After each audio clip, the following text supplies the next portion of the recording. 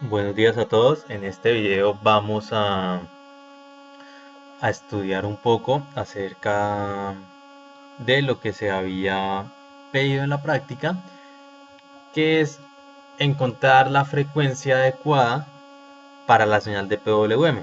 O pues más que la frecuencia adecuada, qué rango de frecuencias son las que deberíamos usar para la señal PWM. ¿Cómo logramos determinar eso? Y pues cómo se relaciona con el diagrama de Bode, que es una sugerencia que se nos da en la práctica. Nosotros podemos considerar que nuestro sistema básicamente pues es una caja en donde se ingresa una señal y dependiendo de la frecuencia que tenga esa señal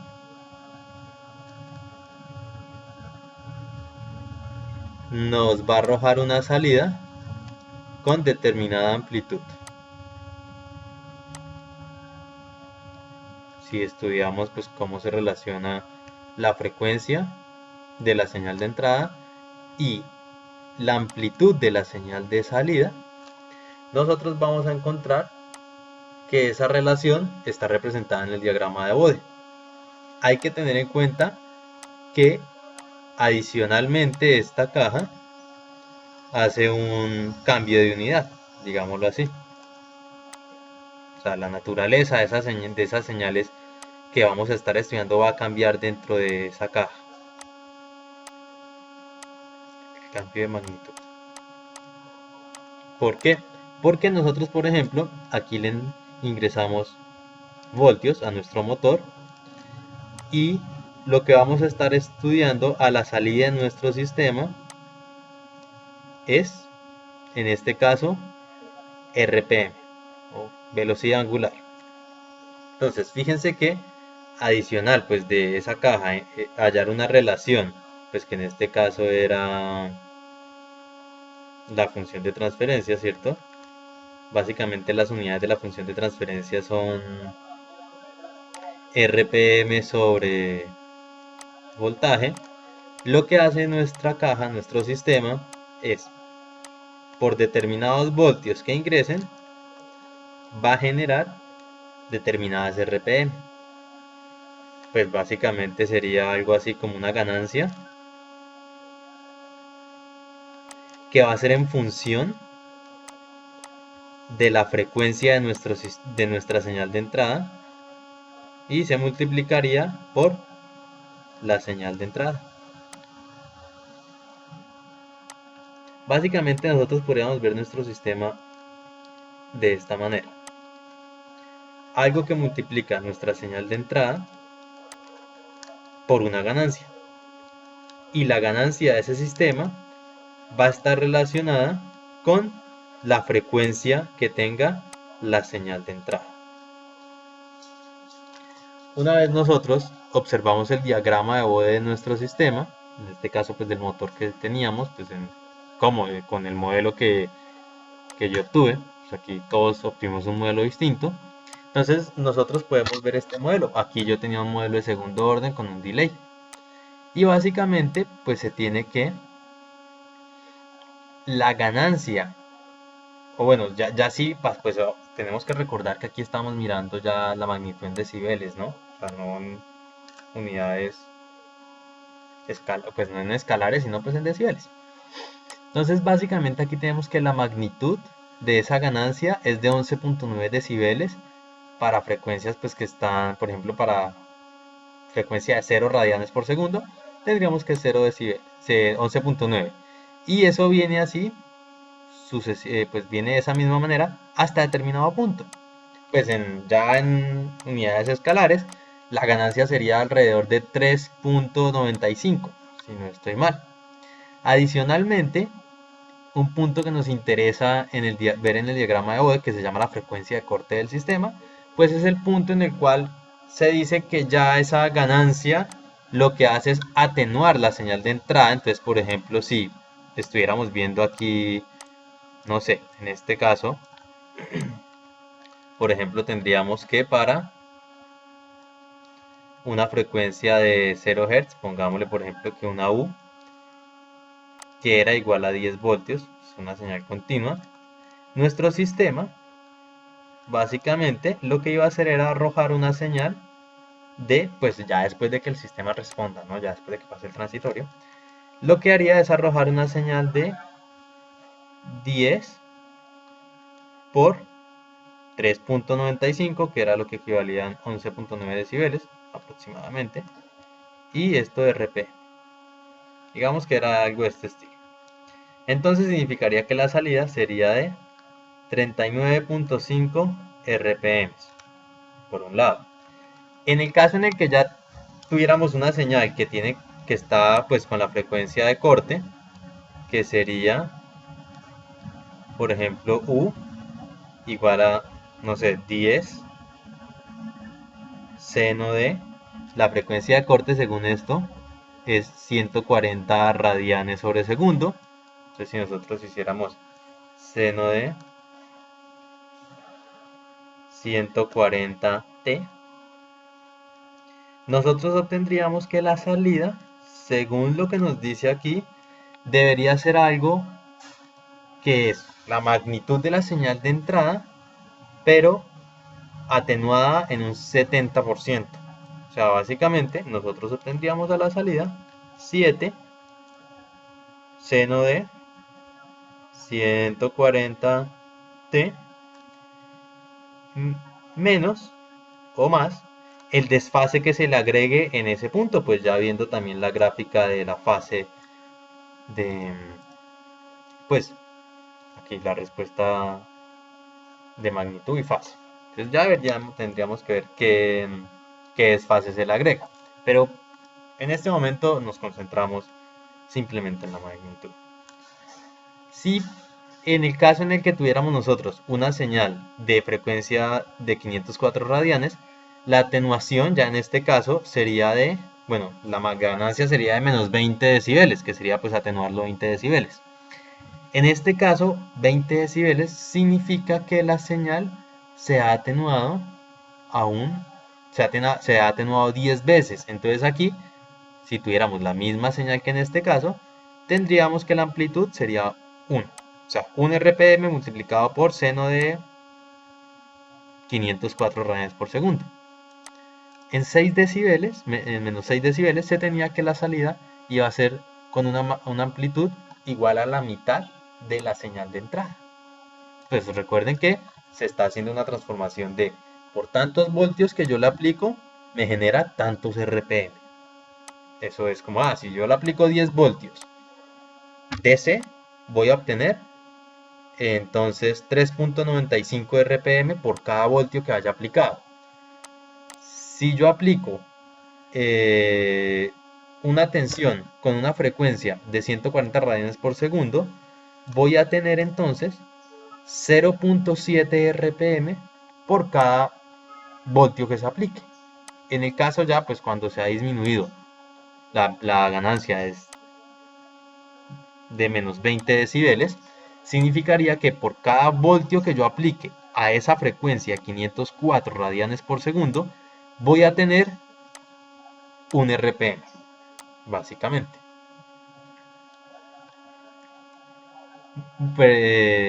No, perdón, por cada voltio que yo aplique voy a tener 0.1 RPM. En el caso aquí, este era 0, en menos 6 decibeles eran 0.5 RPM y en menos 20 decibeles 0.1 RPM.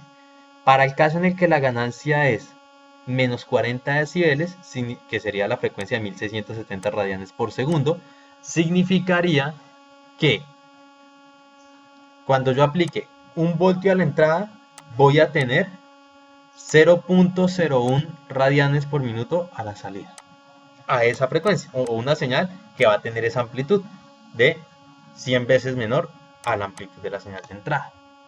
Con eso, pues nos vamos dando cuenta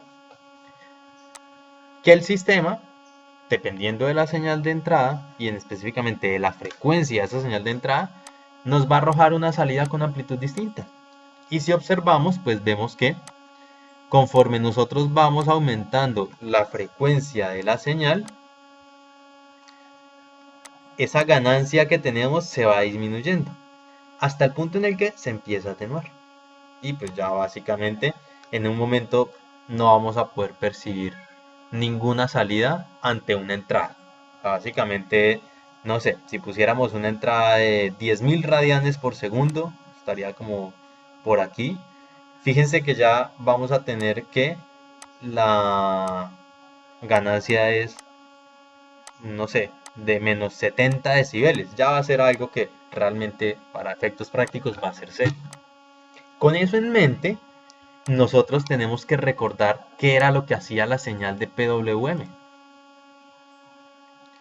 Básicamente, nosotros teníamos que la señal de PWM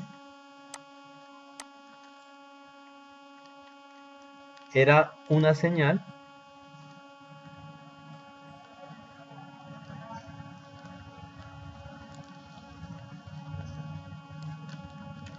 que lo que hacía era codificar alguna otra señal. Que no están funcionando los colores cuando grabo. Entonces, bueno, esa señal de PWM lo que hacía era codificarnos otra señal. Por lo cual, si ya nosotros miráramos el espectro de esta señal, si hiciéramos ya la transformada de Fourier y miráramos todos los componentes que tiene esta señal, nosotros podríamos encontrar distintas señales. O sea, básicamente, si nosotros sumáramos todas estas señales, en este caso senoidales, imagínense que son senoidales, si nosotros las sumáramos todas, tendríamos como resultado esa señal de PWM.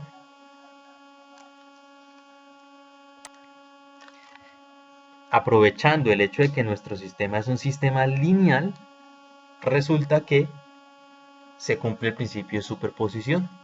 Entonces, la salida de nuestro sistema, de nuestro motor, va a ser la suma de todas las salidas independientes que se generan por cada una de estas señales que contiene nuestra señal de PWM. Idealmente, nosotros quisiéramos que todas las señales, bueno, parte de estas señales, ¿cierto?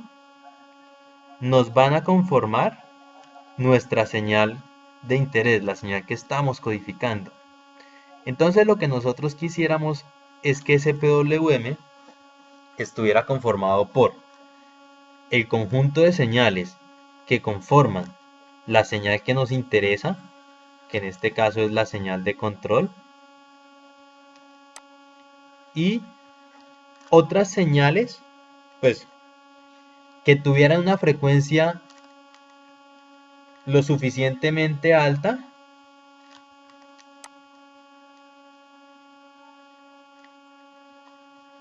para que el sistema atenuara atenuara bastante las salidas que va a generar esa señal.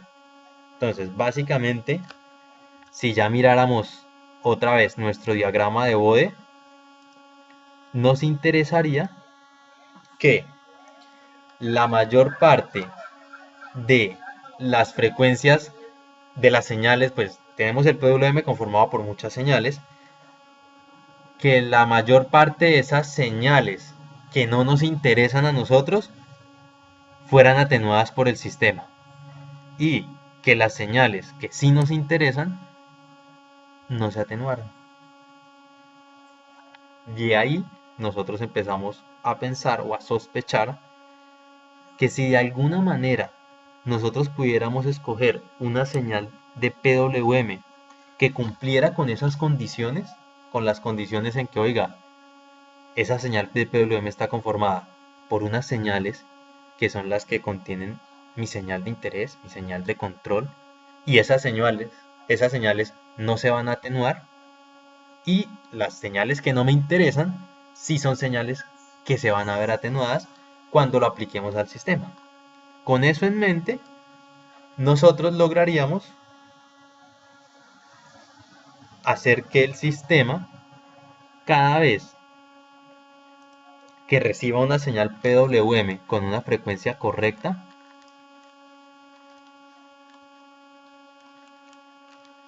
lo que haga es atenuar señales, llamémoslas señales adicionales, y solo va a dejar pasar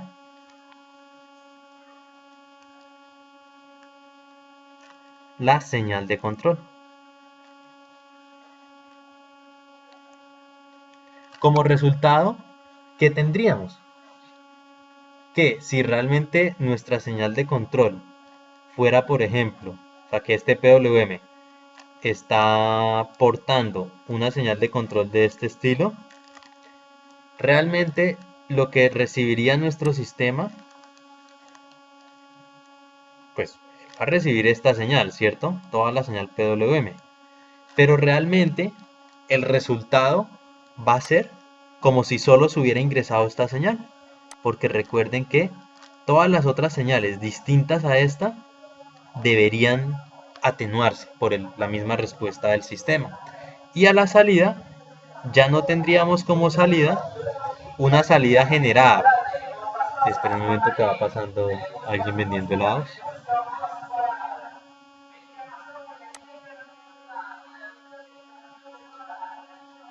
Listo. Entonces, a la salida del sistema, pues como veremos aquí, esto está conformado por muchas señales. Muchas de esas señales no nos interesan. Entonces, a la salida del sistema no vamos a ver una salida. Es que va pasando otra vez el señor de los helados.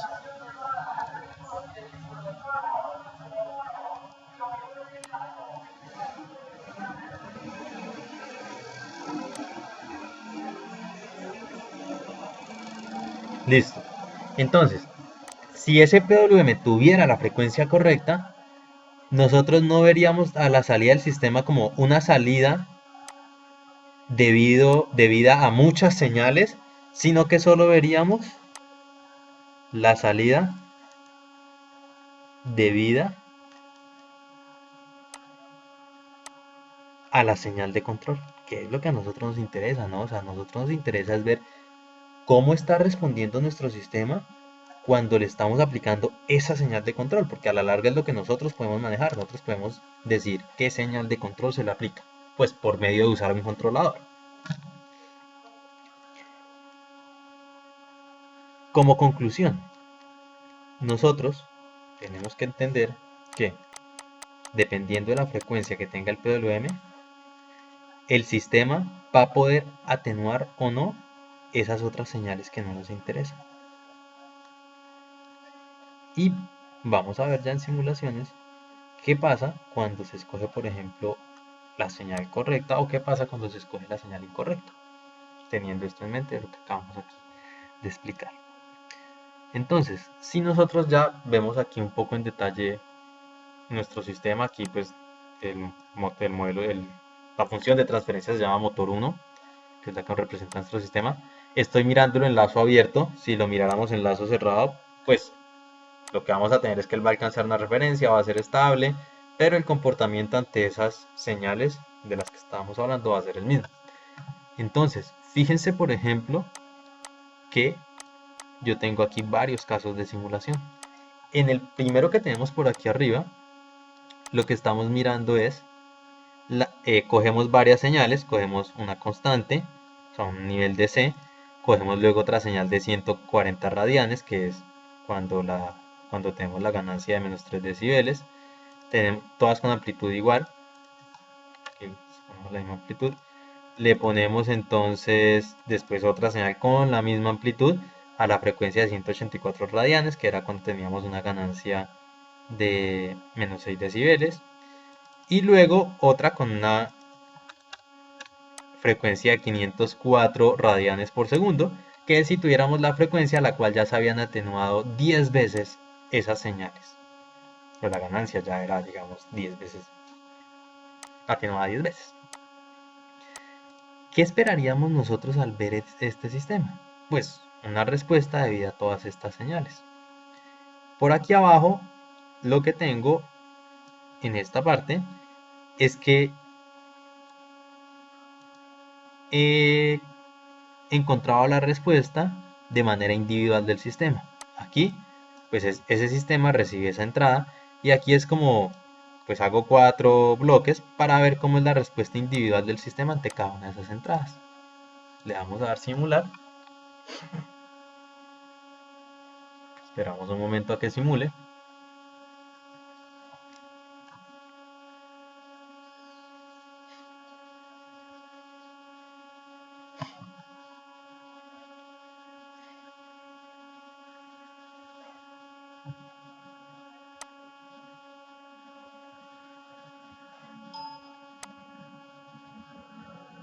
Listo. Y al observar la simulación, vemos lo siguiente.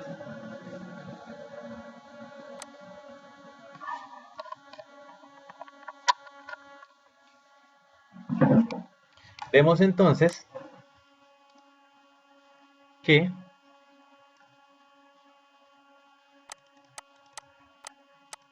si vemos de manera individual cada una de esas respuestas del sistema, en un momento que se trabó, una vez nosotros hemos realizado la simulación, encontramos lo siguiente, que estas respuestas que se ven aquí son las debidas a la frecuencia de 0 radianes por segundo, a la frecuencia de 140 radianes por segundo, a la frecuencia de 180 radianes por segundo y a la frecuencia de 504 radianes por segundo. Y aquí pues es la suma de todas las señales. La respuesta cuando se tiene la suma de todas las señales. Lo que nosotros tenemos que observar es que si se fijan que conforme aumenta la frecuencia, la señal de salida se va atenuando y ya se va a atenuar hasta el punto en el que ya se vuelve despreciable. Básicamente esta respuesta solo se debe a la suma de estas tres señales. Pues aquí vemos que también se va a ver un poco a esta, pero vemos que muy poco. Lo que nosotros buscamos al aplicar el PWM es que él tenga una frecuencia que diríamos como, oiga, como mínimo nosotros deberíamos tener que la frecuencia del PWM fuera mayor a la frecuencia en la cual las señales del sistema ya están atenuadas casi que por las señales que se generan de salida, están atenuadas casi que por completo. ¿Por qué razón? Porque al poder hacer eso, nuestro sistema solo va a arrojar como salida las, valga la redundancia, salidas asociadas a nuestra señal de control. Las otras salidas que se generarían con otras señales que no sean la señal de control se van a ver atenuadas completamente.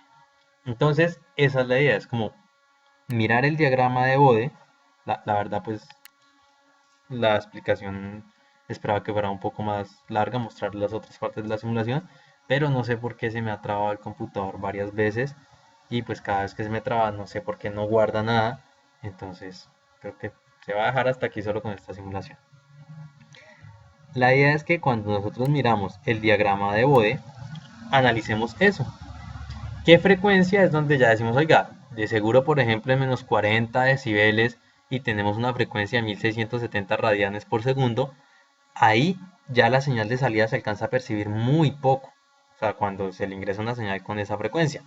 Entonces, escojamos nuestro PWM con frecuencias mayores a esas, porque con eso vamos a poder garantizar que las frecuencias, las señales con frecuencia asociadas a esa frecuencia del PWM no van a afectar el comportamiento de nuestro sistema. Y a la final, el resultado va a ser como si solo hubiéramos ingresado la señal de control. Recuerden que esto lo hacemos porque nosotros no podemos ingresar tan fácil la señal de control. No es tan fácil para nosotros generar la señal de control de manera continua. O sea, nosotros no, como hemos explicado, nuestros microcontroladores generalmente no tenían la capacidad de hacer eso, entonces nos tocaba apoyarnos con un PWM. Y como ya vemos, si estudiamos el diagrama de Bode, podemos ver esas distintas frecuencias a las cuales se tienen diferentes ganancias para nuestro sistema y poder encontrar cuál sería la mejor señal de PWM. Entonces eso hay que tenerlo en cuenta. Y pues adicional a eso hay que tener en cuenta que todos los diagramas de Bode van a ser distintos para distintos motores. Entonces no siempre va a resultar que el PWM que le servía a un motor le sirva a otro.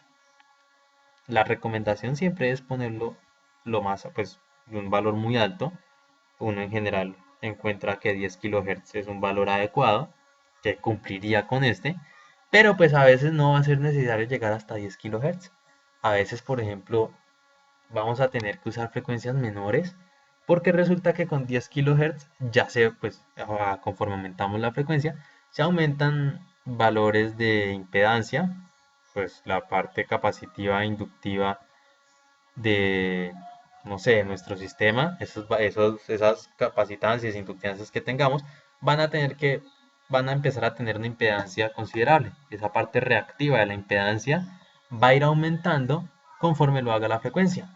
Entonces, no siempre nuestra solución va a ser pongamos la frecuencia más alta que podamos. Además de que puede que no encontremos un elemento que pueda tener una frecuencia muy alta. Aunque realmente ya es fácil encontrar muchos elementos que tengan frecuencias de trabajo, pues de PWM mayores a 10 kHz, por ejemplo. Entonces, eso era lo que les quería mostrar en el video. La idea entonces es que ustedes logren, pues ya como parte de la práctica, logren entonces probar con el controlador cambiando esas frecuencias, encontrando, oiga, la frecuencia mínima que yo debería obtener para nuestro sistema, para mi sistema, creo que sería esta. Pruebo el PWM con eso, comparo cómo sería si la lograra aplicar, la señal de control la lograra aplicar directamente, comparo con el PWM y luego empiezo a subir la frecuencia del PWM para ver cómo cambia y también la empiezo a bajar. Entonces, por ejemplo, puedo poner una frecuencia de PWM que sea cercana, no sé, a 504 radianes por segundo, a 184 radianes por segundo, y voy a ir viendo que realmente esa frecuencia empieza a afectar la salida de nuestro sistema. Y que idealmente nosotros buscaríamos que la salida solo se debiera a la señal de control. Pero si la frecuencia no es la correcta, vamos a ver que la salida del sistema está viéndose afectada por otras señales que no nos interesan, que están asociadas como tal al PWM y no a la señal de control. Entonces, eso era lo que les quería mostrar en los videos.